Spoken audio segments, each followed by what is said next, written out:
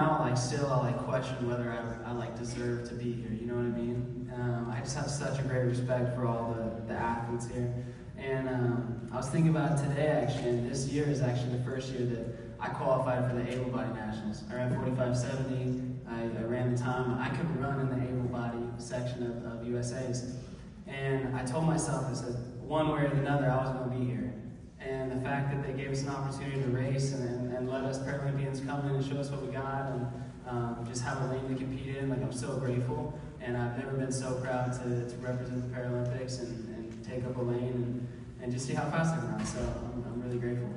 You've been chasing that 45 on the clock for an awful long time, and you're just downplaying the fact that that's also a world record in your classification. So what is it about the training situation? You guys picked up roots and moved and things have, albeit a lot of things that are similar, but there's newness to the training situation. What's clicking for you at this point in your career?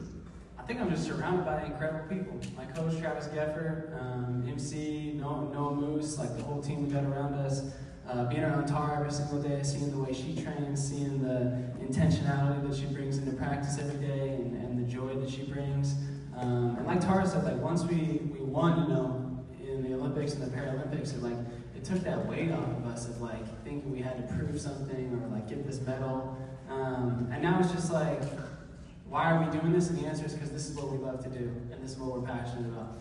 And it's so much less now about like proving anything to anyone, and more about like just doing something for ourselves and seeing how far we can go, and really just like enjoying the moment that we're in. So I think more than anything, it's just like when you're having fun, you're doing good kind of thing. And we're having a lot of fun this year. So Tatiana brought it up. It's like there's no such thing as a dumb question when it comes to understanding and learning more about parasport. We're going to have Ezra up here talking a little bit about his program Adaptive, and in that series, the third series of that was in his semifinal round, almost losing his prosthetic, 10 meters from the finish line, trying to make the final. You had a situation at World Championships where that occurred.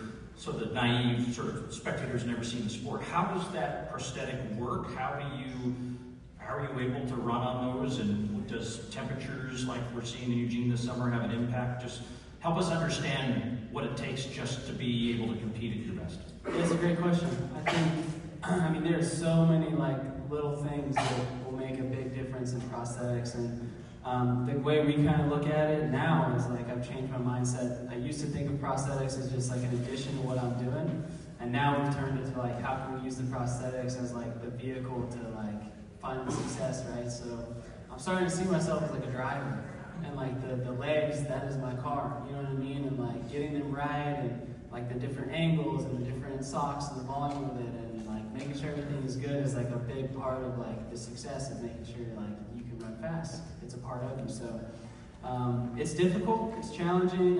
It's all expensive and hard to get and hard to access and hard to find, and there's always problems. And like at pre, I was running with a cast on my leg, and here at USA, so I'll be running with a cast on my leg. Just trying to prevent things like, in 2023 when my leg broke and I wasn't able to race. So it's like never perfect, but you just do the best of what you got. And I think, like Tatiana said, I think people will have fun watching, these Paralympic events, because the folks in these races, this racing stuff is the easy part.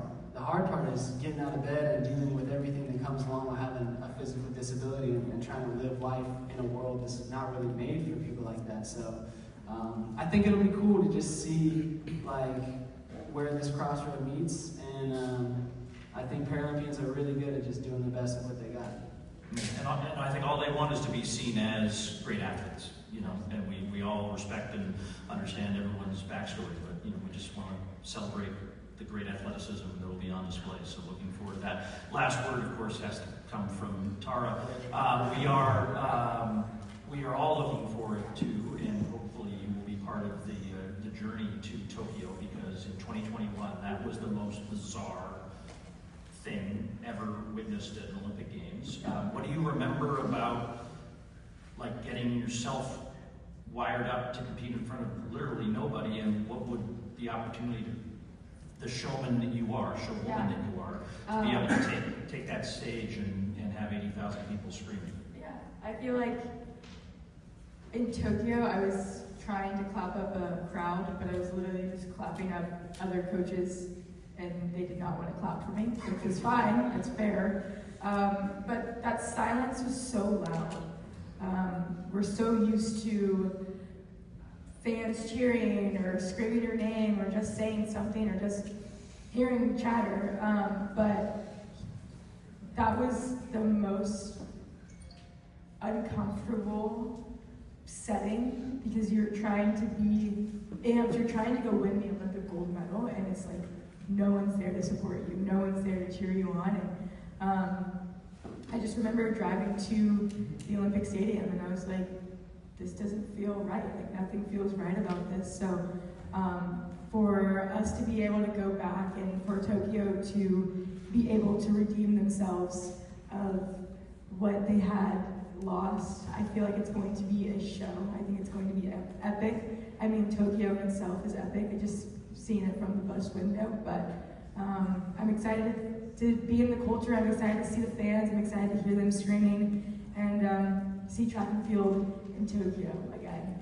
Yeah, there's a couple of Times Squares in Tokyo. We can maybe do next year's long jump for sure on the Ginza. All right.